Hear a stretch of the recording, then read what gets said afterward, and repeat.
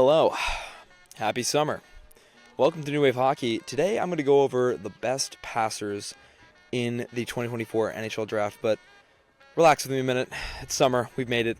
We are less than a month away from the NHL Draft, and I need to wrap up a couple of these superlatives, and today I'm going to be including IQ and passing into one thing.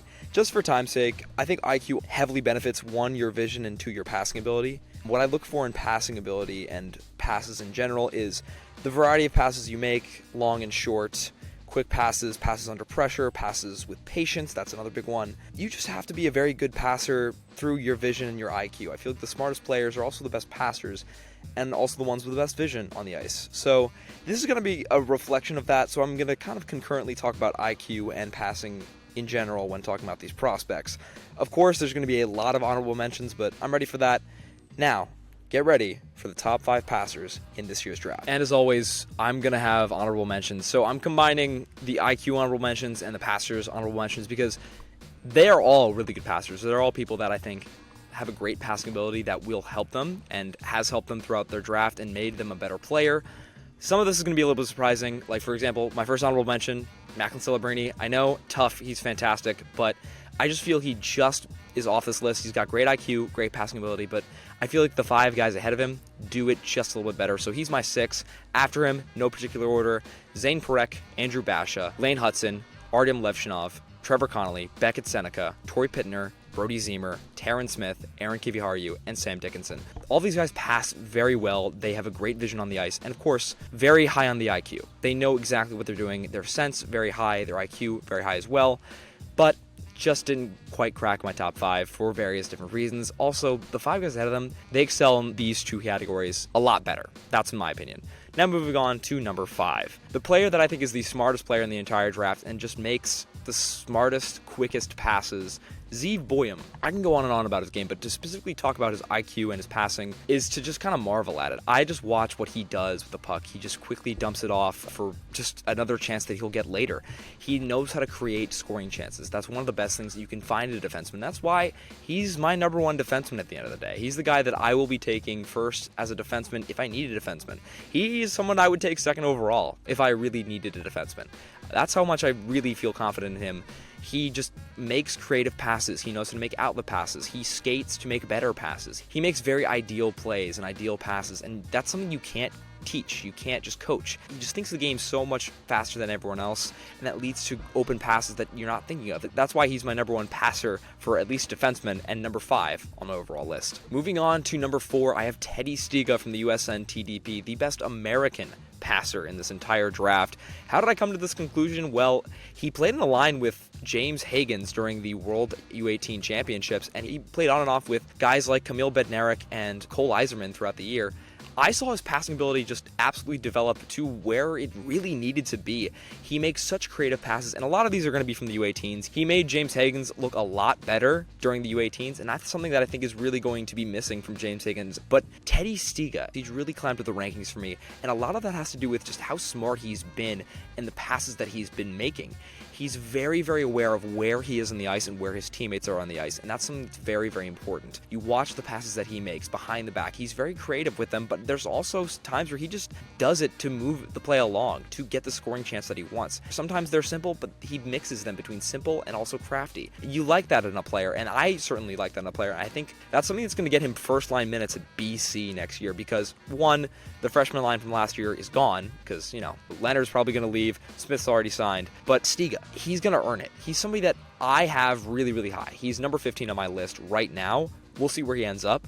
I will go to bat for him every single day of the week. I'm a big fan of Teddy Stiga, and I think you should be too because of his passing. And at number 3 on my list, I have Konsta Helenius. Is there anything this guy can't do? I really think there's nothing really elite about his game, but there's top 6 potential in every single trait that he has that it makes him look like he's going to be a first-line playmaking center. I love the passes and the vision that he makes. He loves to use the outlet pass on the transition game, and it's always accurate, it's always hard, and it's always on target. I love seeing European players that know how to pass very well. I think that his transition to smaller ice will be even better for his game. He's got a great skating ability, but he knows how to find passing lanes through that. He utilizes his skating ability. He utilizes his stick control to make better passes. A lot of his traits in his game make him a better player. Also, he has an underutilized shot that nobody talks about that also makes his passing ability better. People draw in towards him. He draws defenders towards him to make open passes. And again, all of that combined, the variance of his passes, the variance of the plays that he makes, the variance of the IQ that he uses on the ice every single time he's there, I can't really argue. He's one of the best passers in the draft, and that's something that I want to see him expand upon when he gets drafted outside of the top 10 most likely, but he deserves to be a top 10 talent.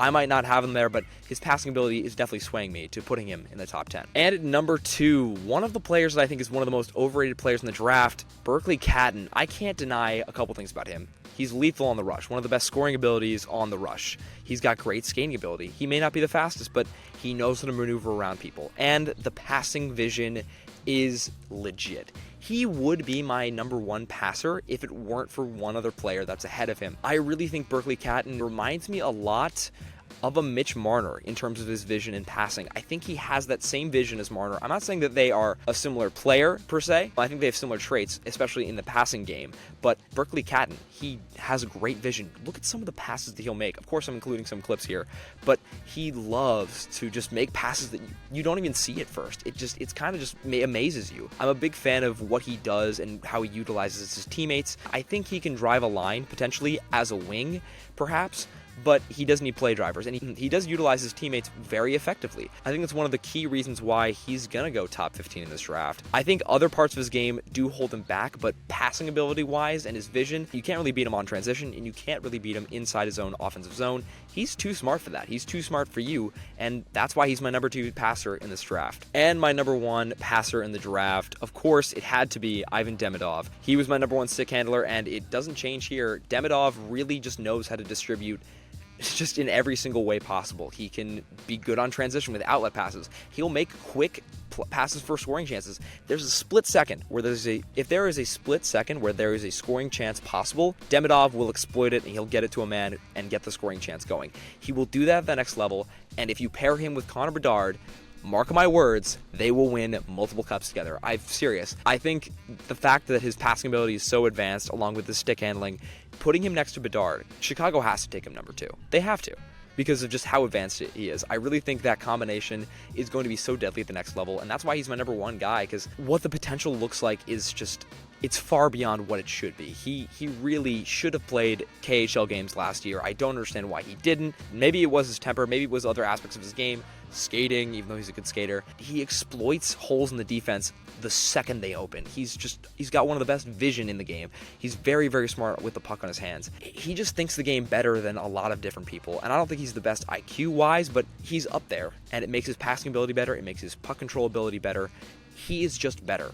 Ivan Demidov just knows how to get things done, and that passing ability is one of the reasons why. And that's going to do it for this video today. I'm sorry I had to skip out on you and combine both IQ and passing. It's kind of hard to show you clips of IQ that don't include passing ability, so I thought it's good to combine them both. They're very, very important traits on the ice. They're 2 important traits that I look for. If you're very smart with your passing ability, that means that you're a very smart player. And if you have good vision, you tend to use it well. So your IQ is very high as well. So that's one of the things that I look for. I hope you enjoyed this video where I talk about my superlatives.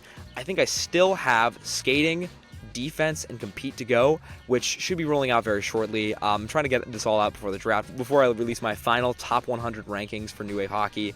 I will try to get a website out for you guys where you can see all my rankings and the reasons why, because I can't really go into detail on every single player because that would take 3 hours long, but I might do that for my podcast, so we will see all this and more. Thank you so much for watching. Thank you so much for supporting my channel. Don't forget to leave a like and subscribe. I'm your host, Link Dan Savage, signing off.